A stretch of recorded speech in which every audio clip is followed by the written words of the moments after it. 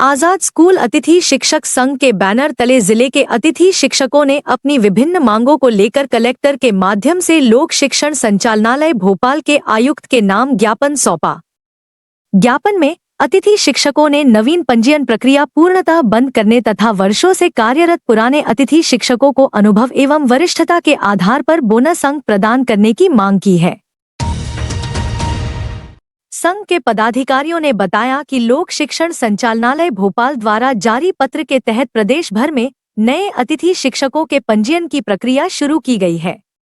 इस निर्णय से लंबे समय से सेवा दे रहे पुराने अतिथि शिक्षकों में गहरा असंतोष और चिंता का माहौल है।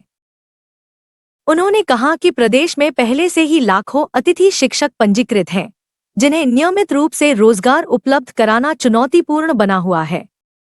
ऐसे में नए पंजीयन शुरू होने से वर्षों से कार्य कर रहे अनुभवी अतिथि शिक्षकों के सामने रोजगार का संकट खड़ा हो जाएगा। संघ का कहना है कि पिछले 18 वर्षों से कई अतिथि शिक्षक पूरी निष्ठा, लगन और ईमानदारी के साथ शिक्षण कार्य कर रहे हैं, लेकिन नई व्यवस्था से उनके भविष्य पर संकट मंडरा रहा है। अतिथि शिक्षकों ने शासन से मांग करते हुए कहा कि पुराने शिक्षकों के हितों की रक्षा के लिए नवीन पंजीयन प्रक्रिया तत्काल बंद की जाए।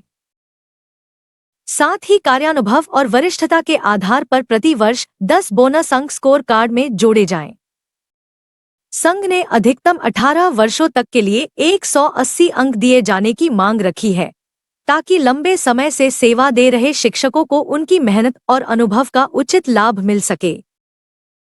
संघ पदाधिकारियों का कहना है कि यदि पुराने अतिथि शिक्षकों को प्राथमिकता नहीं दी गई तो बड़ी संख्या में शिक्षक बेरोजगार हो जाएंगे, जिससे उनके परिवारों के सामने आर्थिक संकट उत्पन्न हो सकता है।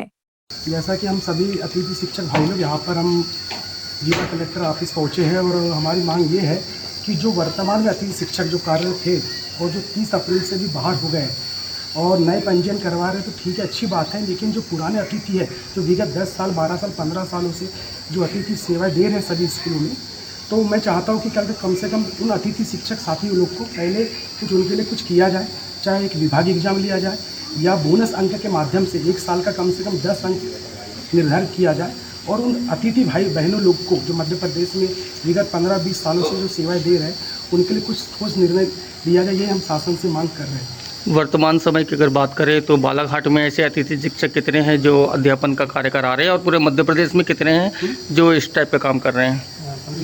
1000 के आसपास हम बालाघाट जिले में कार्यरत हैं और पूरे मध्य प्रदेश की बात किया जाए तो 50,000 के आसपास पूरे सेवाएं दे रहे हैं। तो ये हर साल निकाल देते हैं? हाँ, हर साल 30 अप्रैल बाद निकाल देते हैं। और लास्ट टाइम 2023 में हमारे शिवराज सिंह चौहान जी जो मुख्यमंत्री थे, उन्होंने जो घोषणा किए थे 2 सितंबर 2023 को महापंचायत, तो गुरुजी की तर्ज पर उन्होंने विभागीय एग्जाम बोले थे, जो अभी 3 साल हो गए हैं, लेकिन इसके बावजूद अभी तक विभागीय एग्जाम नहीं हो पाई है। तो हम शासन से चाहेंगे कि कम से कम विभागीय एग्जाम जो आपने जो घोषणा किए थे उसी को कम से कम चालू कर देते और विभागीय एग्जाम लेते हुए हम सभी अतिथि भाइयों का जो भविष्य निर्धारित हो जाता है।